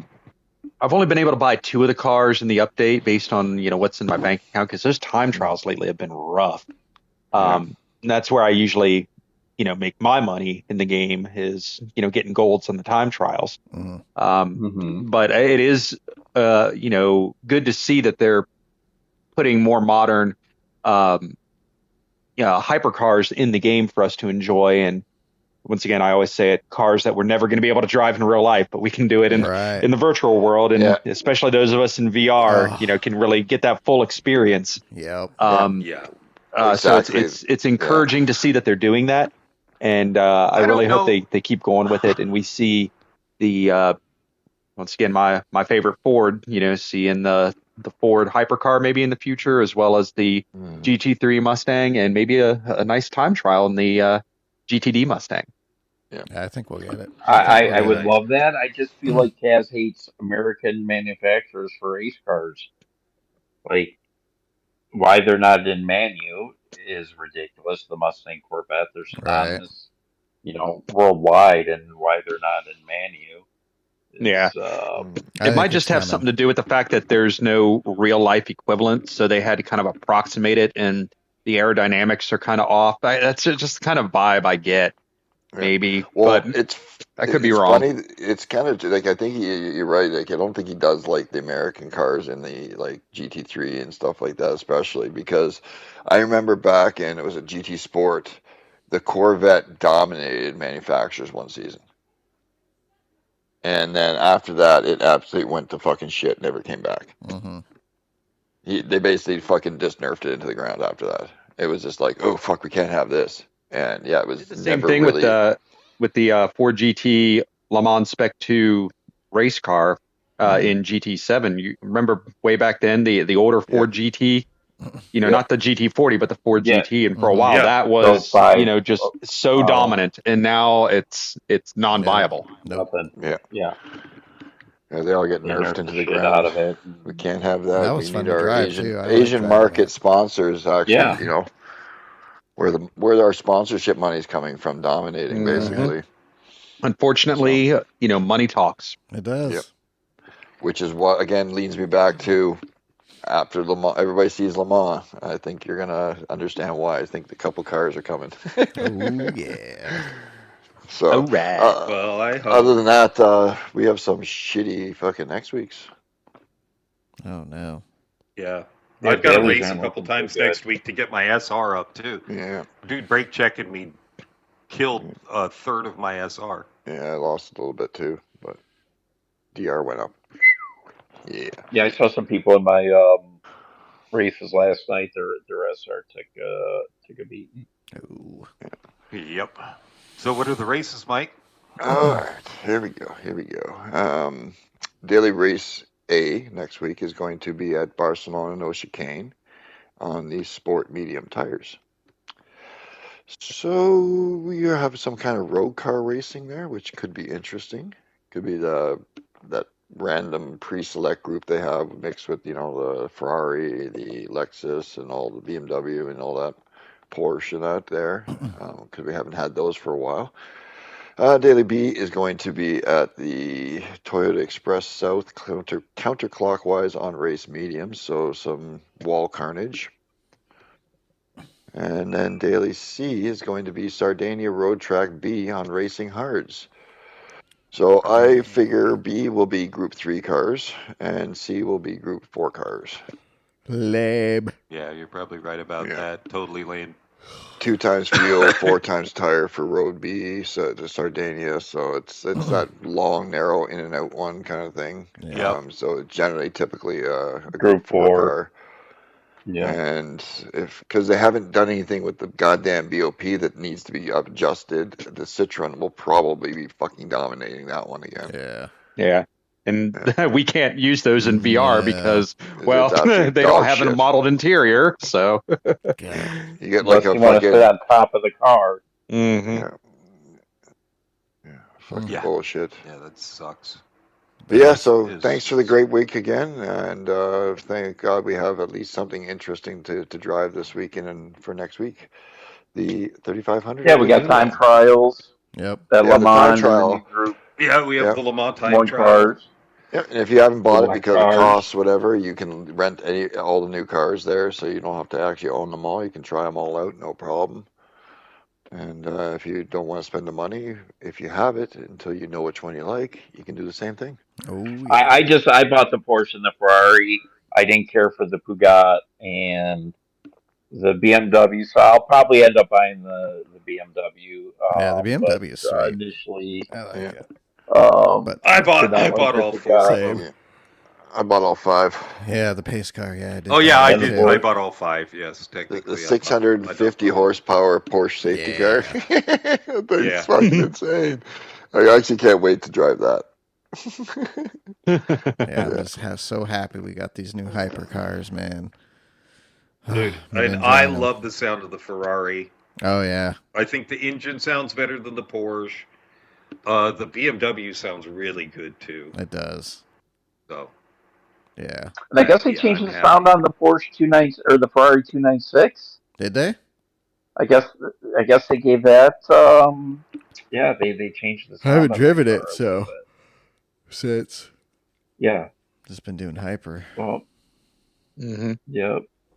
Hyper. Yeah, I'll be probably just doing some time trialing for that and getting ready for Laguna Seca and the 3500A. Yeah, that's gonna be 3,500, eh? yeah. Yeah, it should be a blast. Yeah, I can't wait for that. I love those old Formula cars. Yeah, they're fun. It's funny because I pretty much always skip a Laguna race, but I am looking forward to this one. Yeah, it's gonna be good. Yeah, it's gonna be right. Good. Having a week's advantage notice is especially gonna give me some time to get more comfortable with it as well. Yeah, back when they had it rapid fire Wednesday and Saturday, it's just like my goodness. I like the once a week. You know? I hope they keep it like this. Yeah, me too. I do too. So yeah, I'm pointing PD's corner. They made a good choice with that. Yeah, but they did. You know, as we talked about before, you know, PD, if you're listening, please fix the daggone penalty system. And I'm sorry, I got to say this as well. Like, I would rather manufacturer nations be 579. Yeah, for me on the west. So whatever the time is across North America, this why can't you 6, keep 8, it 10 the same time? Is ridiculous because like I can't even imagine 8, 10 at midnight for me. Yeah, exactly. 9, 11, and 1 for people on the East Coast. Exactly. I can't imagine. It's just even for me at 10 o'clock to 11. That's ridiculous. For Rowan, it's 10 midnight and 2 in the morning. Yeah, I got off. That's fucking ridiculous. Yeah, I'm sitting here. I got off with Mike last night, and like it's 1 in the morning. I'm like, holy shit! Fuck. Yeah, it's So like I'm over here in the. Woke up at 7:45. Yeah. To watch fucking Formula One. Yep. Fucking shot. And I want to say thank you, Todd. I really appreciate you doing that, and the fact that you stayed up and helped me through that race all the way till 1 in the morning. I do appreciate that, bud.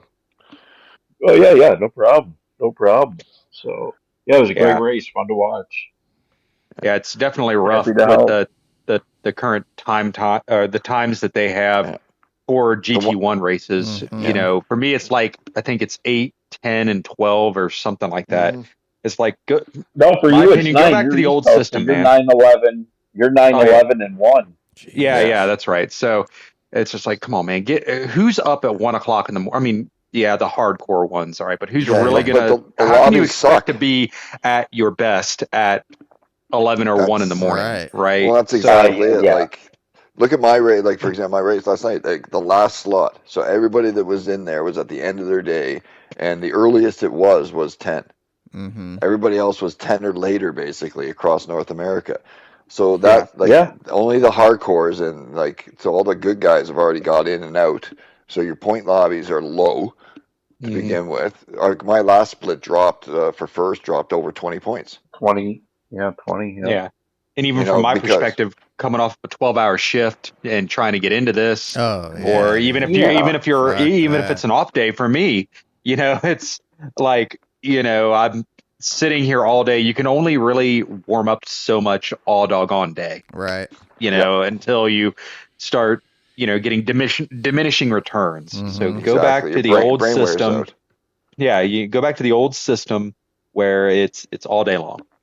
Or at least do this, because you're giving basically GT2 and 3 10 slots spread out the day, a morning version, afternoon, evening version, kind of chunks.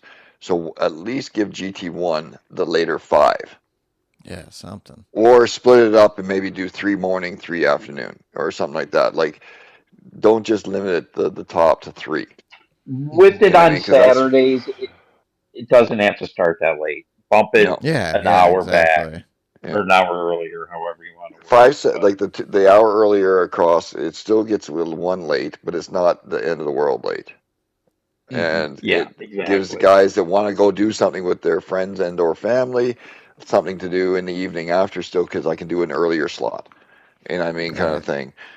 That's, you know, bring that back. The once a week is great. Then you don't have to worry. You get lots of time to practice randomly through the week, so you don't, not last minute by any means. And just fix that time a little bit. Manufacturer was pretty perfect that way. The lobbies at last split were still decent. But it's too late right now. Way too late for this. But as usual, I don't think many people like doing nations. Nope. No. Yeah, I remember it being said that the people, those of us who do sport mode, we're a fraction of the player base, Yes. right? Yeah. We are. So there's that factor to consider as well. So GT7 is not iRacing, right? So that's not all a bunch of hardcore competitive people. A bunch of the player base just plays single player all day, right? And we're Well, the a weird large niche part that of the player base also just does car design, Mm-hmm. Yeah. And like photo livery shoots. design, and Mhm. photo shoots. I And know that's- we have listeners that love doing that. Yes, I've gotten the messages. Yeah, and that's fine, y'all. It's great. That's what you get from the game, and that's what Gran Turismo is for, right? It's a plug and play thing for those of us who, for whatever reason, either can't or don't want to do something like iRacing. Right. But doggone PD, show some of us competitive minded guys some love, and give us what we're asking for. Oh yeah, please. Please. Yeah, especially if you want to get fucking legitimized sponsor, like ship again, so I guess from the FIA or IMSA or anything like that. Like you need to really show some of that better multiplayer competitive side, because none of those people are going to come around and sponsor you again, unless one, you clean up your system a bit, and then two, you get away. Like, who cares about single player? That's what they like. That's what they're saying. Like, Well, we don't care that's about what that. the GT's based on. It is. Yeah, it is, for but the it's just single like if player. you want the money, you want that sponsorship, you kind of got to get into that Yeah. point. Yeah. And it seems like possibly they're leaning that way, putting these because hypercars and shit coming in, and some of the newer stuff they're putting in, the track wise in the last little while, is not necessarily towards single player in a way. It's used single player, but it's more like modern, like things we've been asking for in a way.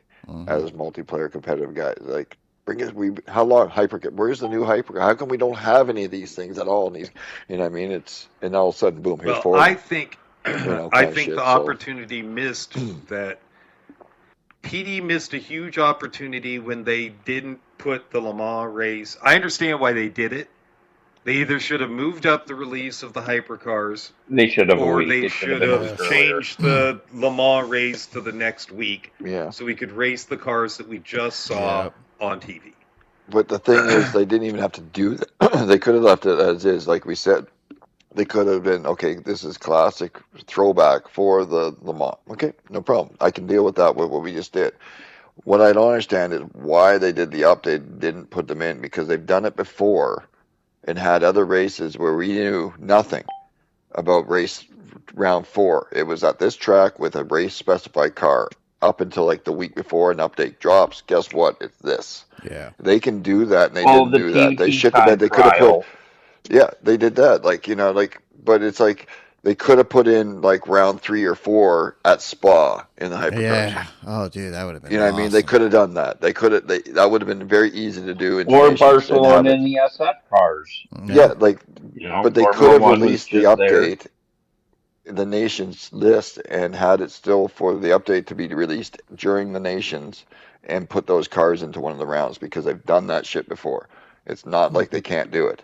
They could have had it. Oh yeah, we're going to surprise them. Here's the update. Oh yeah, by the way, bam, these cars are for this round. Yeah. Kind of shit. They've done that before. Do it again.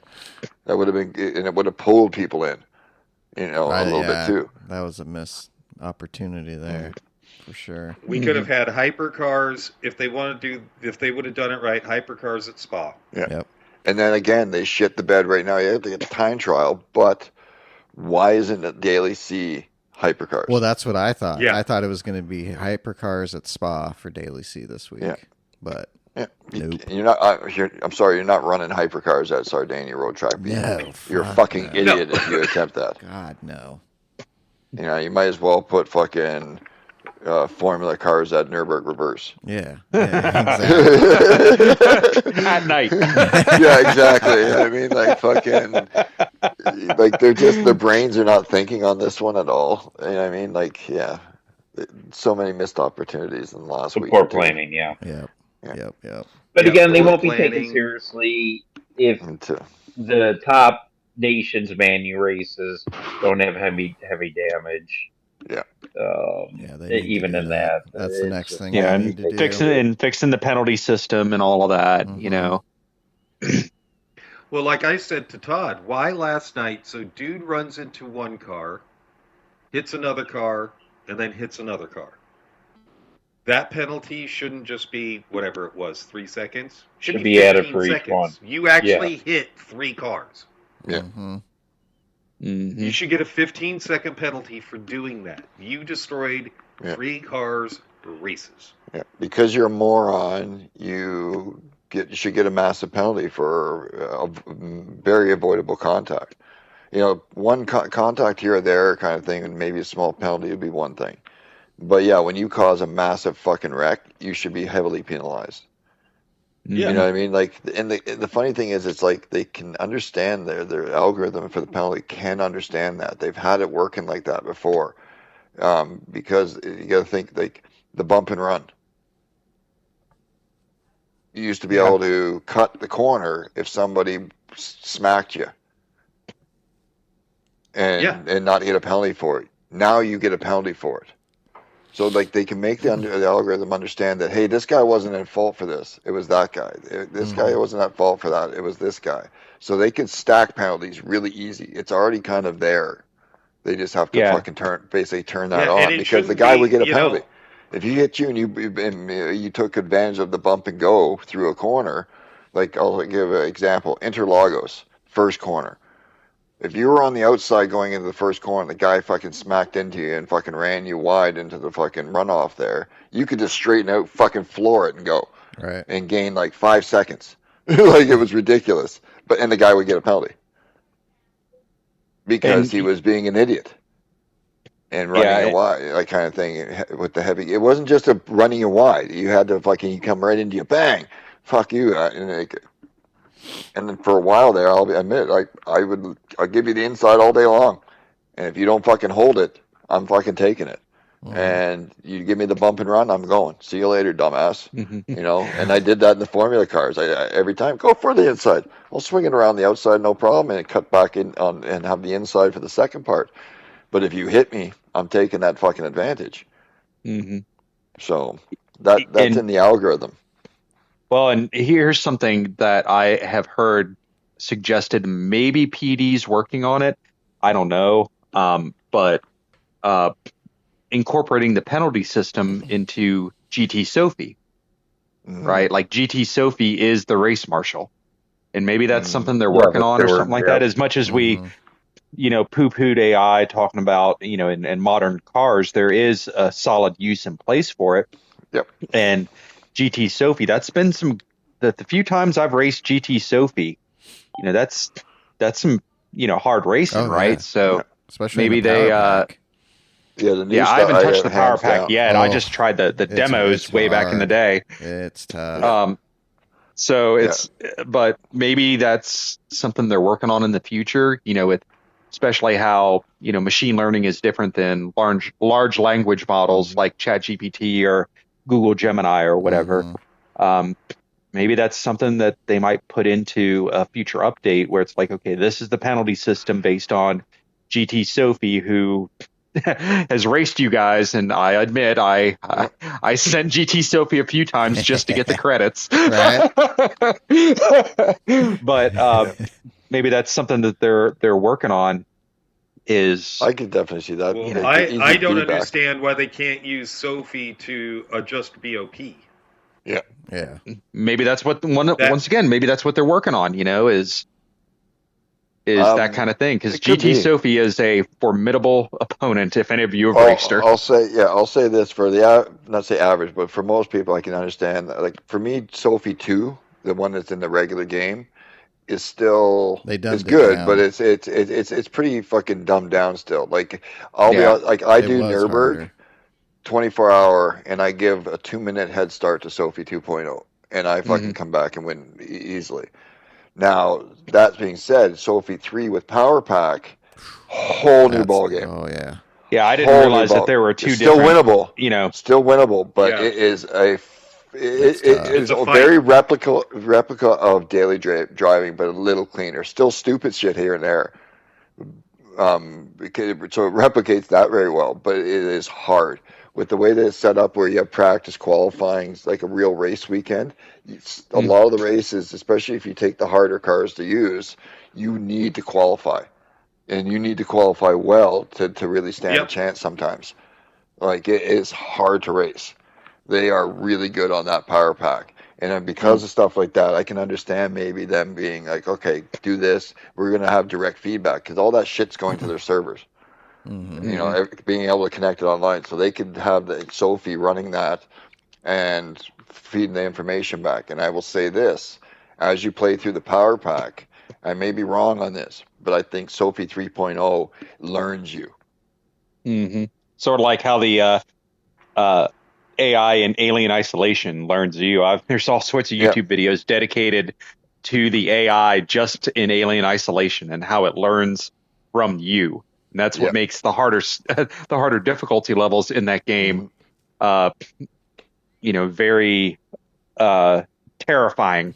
There's a reason why I have not finished that game, much to my wife laughing at me, because I'm like, oh my God, because we're a bunch of nerds in this family, right? So we love the Alien franchise among a bunch of other franchises, and just knowing what we know about how that AI is designed, it's like, I'm just putting this on super easy, just so I can get the story, because I'm not trying to get annihilated by the xenomorph around every corner. So no, I think Sophie 3.0 picks up on the way you race, and the farther you get through the power pack, the more difficult it is, in the way that I was doing things in the beginning rounds easily, and now it's like, no, I know what you're going to do here, and they're moving over and preemptively seeing what I'm going to possibly do, because I've done it 20 times before. Like, it dare I say wholesome AI use is wholesome in this sense. Like, it starts knowing your tendencies, and it makes you adjust your race style a bit to deal with them. Like, I think it is doing that. I might be wrong. I might be just seeing way too far into it, but I think that's what's happening. And I think they could be feeding that back, which all it does is increases its knowledge. Right. Now it's just not just learning the tracks and maximizing itself with the car. It's learning the tracks, maximizing itself against itself and against real human thinking. Right. And in turn, if you do it, if what you're saying is correct, that helps you as a driver in sport mode. Yep. Oh, goddamn, yeah. Yes. Yeah. A lot of people, like the guys who are in lower lobbies and stuff like that, if you really want to learn, I suggest the power pack. Yeah. I honestly do. That new Sophie will help you a lot. So for that money, go for it. Completely. Yeah. Same. Everybody thinks it's a little expensive, and we keep telling Todd this, but he won't spend the money. I think it was worth it. It's good. I think it was worth it. It's definitely worth it. I don't like single player. I just like racing against people. Yeah. I'm telling you, you will find out really fast that it's not as easy as you think to go against. Yeah, it has nothing to do with that. I have no. I know what he's saying. He likes the camaraderie of the real person, the fact the that real he knows thinking. Someone on the other end's a real person, and you're beating them. Yeah, I totally understand that. But people that do want a little bit of practice and think that the single player AI races are a little too easy to really practice against to get yourself better, the power pack will help the average person. And a lot of the big streamers, are like, yeah, I won, and stuff like that, because they're higher caliber. You know what I mean? Mm-hmm. But the average person, they even said hey, this will be hard as fuck for you. This, you know what I mean? Which is only going to make you better. If something is hard and you're actually challenged, you will get better. Yep, exactly. Mm-hmm. And it's I'm about time to get those chili peppers. Yeah, give me those chili peppers. Look at for example, why is something for example, a set of course competition for even a console and whatnot. It is good because the AI is difficult as fuck. Yeah, if you turn it up. Hard. Mm-hmm. Which and with that game you have to be able to beat them and beat them cleanly and get your track knowledge points and your safety rating points by racing properly to even think about getting online. So you learn and you get good before you get online. You can't be the typical GT fucking C and D lobbies and B lobbies that are just like, I'm playing Forza, kind of shit. Like you need to, like, and that's, we say it a million times, adopt that kind of fucking system. If you fuck up and your SR drops, you need to go fucking race Sophie 3 and do it cleaning, kind of shit like that. And then build yourself back up before you can get back online and race against another person. If you don't, have fun playing single player. Yep. Mm-hmm. I mean, it was it's something I'm going to have to internalize myself, because I went into a bit of a slump lately. So maybe after this round of nations, if I don't do as well as I hope I do, maybe that's what I'll do, is dedicate, instead of just grinding time trials, is jumping into the power pack and running Sophie and seeing what I can do and trying to learn. I mean, you make money in the power pack. Yeah, you do, and you actually do make a lot of money at times too for the power pack racing. Mm-hmm. Yeah, especially if you get the clean race bonuses, things like that all the time as well. Like, there's a lot of money to be made. I haven't done time trials and shit for a while. I've been doing those every so often as well, and then just the Manu and Nations, and I got 30 million still, and I bought every car that just came out. Yeah, that's one of my big things. Yeah, it's one of my big things. I want to have every car in the game. I love reading about them and, the history of each car. I got a series. I need to do another live stream for it of the history of cars according to Gran Turismo. And you go through the menu book things, where they give you the monologue of each car and everything like that, and that's the stream, right? And, just sitting back with a drink and chilling and learning about the histories of these various cars and manufacturers and race series and everything like that. Hey, Chuck, I don't know if we've asked you about this, but is your steering wheel actually as high as it looks? I think a lot of it has to do with my camera position and the fact that I am on a Next Level Racing, was the foldaway rig. I don't have the setup that a lot of my compatriots do. With a dedicated space. I'm down here in front of a TV that's mounted up on a wall, and the camera's immediately under the TV. I know it was a lot worse when I had the Thrustmaster Direct Drive, just because of how tall it is. Right. So I think it's just a matter of where I'm, where everything's placed and what I have access to right now. You know what I'm saying? Yeah. I've got a very rudimentary setup with what I have, until I can, get my basement finished and have my little sim pit and gaming pit and all that stuff. I do what I can and, go live, but it's just a matter of angles, I think. Yeah. Yeah, because I was like, man, does he drive with his fucking hands above his head? Because that's what it looked like for a while. No, it's just the settings on the Next Level Racing GT Lite. That's what it's called. They give you a bunch of settings, but it's really weird how it's set up. Like, either I'm, looking up at the sky, or I'm like looking straight ahead. I try to find the best that I can with what I have. I don't have the ability to kind of have it kind of offset off to the side here. Like I said, I'm looking at the TV right now. I'm looking at my TV. I look down. There's the PlayStation camera. There's a little mini subwoofer under that, and under that's my fireplace. I'm very rudimentary, so unfortunately, I don't have that ability. But one of these days in the future, I'll get the basement finished, have my nice little sim pit. I'll get myself a hard stand rig to where, if I'm racing Gran Turismo and, I'm like, all right, I'm done racing Gran Turismo, I'm going to switch over to iRacing now. So that's where I really want to get to one of these days, is iRacing, and maybe get somebody, because I found out in iRacing, apparently you can have a real life spotter, and then maybe grab somebody from the PHG crew or somebody else to, because I'm not, I'm like Cole Trickle, right? Like, I can drive the car, but I'm dumb on setups, right? So, give me somebody in practice lobby who's sitting here with me in the chat and like, okay, what's the car doing? Right. I feel like I could be a little bit freer, and then they can go in there and maybe either tell me or do themselves, like, okay, change these settings. How's that feel? I'd really like to get into iRacing one of these days. Yeah, same. Eventually, if I could I just don't know, the PC paying all that money need, for fuck. it. That's what kills me. Between the PC and then paying the yearly. It's just too much for me. Is crazy. Yeah.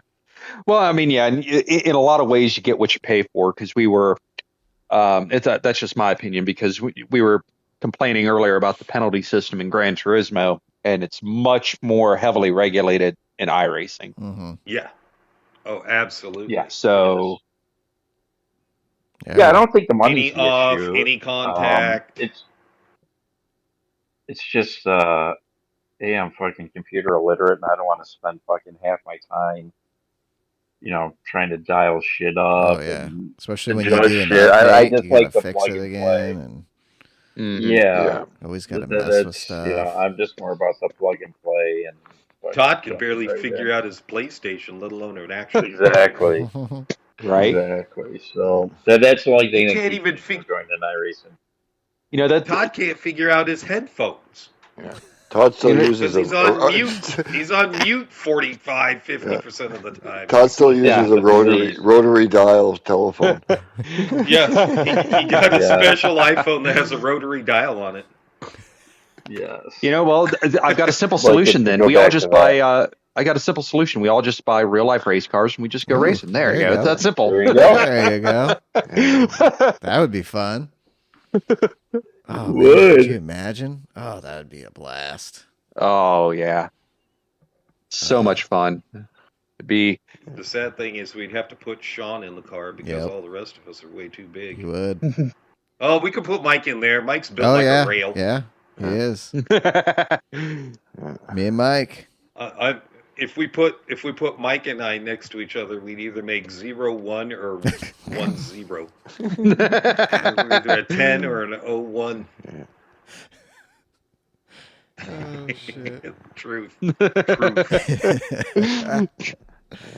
Oh hell yeah! I guess that's about all. Yep. I think so. Yeah. And on that bombshell. That's right. Sounds a good one, everybody. Hopefully you enjoyed this episode, a little extra long one. And Chuck, where can they find you on the YouTubes? If you look up at Mustang Chuck, or if you just search PHG Mustang Chuck, you will find me. It's basically a race driver with a Mustang in the background, and my wife pointed it out to me as a horse girl. You look kind of up in the clouds or whatever, there's a Mustang, a horse kind of there, and I never noticed that before. Nice.